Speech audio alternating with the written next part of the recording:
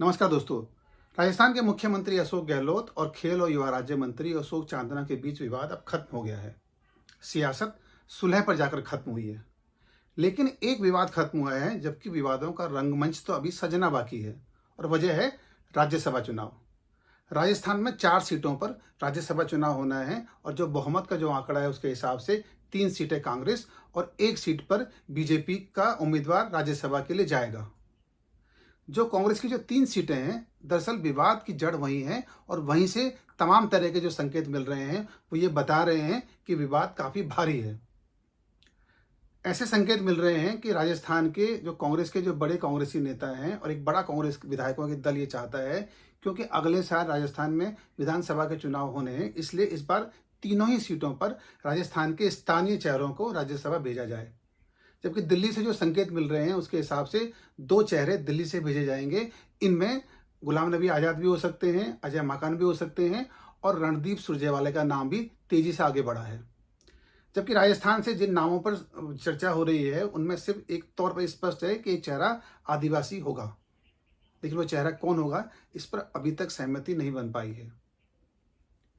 2 नाम तेजी से इन दिनों पिछले 2 दिनों में सियासी गलियारों में उछलने लगे हैं और ये नाम है राजस्थान के डीजीपी लाठर।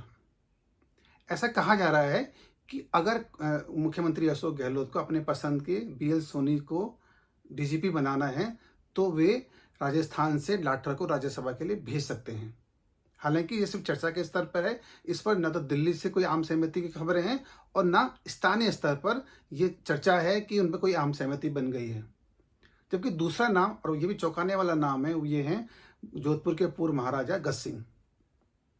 कांग्रेस के कुछ बड़े चेहरे जिनसे मेरी बात भी हुई है वो ये कहते हैं कि अगर इन दोनों ही चेहरों को अगर हम राज्यसभा के लिए राजस्थान से भेजते हैं तो एक बड़ा मैसेज और एक बड़ा संदेश राजस्थान के मतदाताओं के बीच जाएगा, जो अगले साल, क्योंकि उनको चुनाव में जाना है, जाति के तौर पर भी और चेहरों के तौर पर भी। लेकिन ये नाम अभी चर्चा के स्तर पर हैं। मुख्यमंत्री अशोक गहलोत के सामने एक और बड़ी चुनौती यह है कि जो 3 सीटें हैं उनमें से 2 सीटें तो सीधे मुख्यमंत्री अशोक गहलोत के पास जो बहुमत का आंकड़ा उस हिसाब से राज्यसभा के लिए उनके लिए कोई दिक्कत नहीं है, लेकिन तीसरी सीट पर थोड़ा मामला फंस सकता है। अगर गठबंधन के साथियों में दरारें आती हैं तो स्थिति सियासी तौर पर खराब हो सकती है।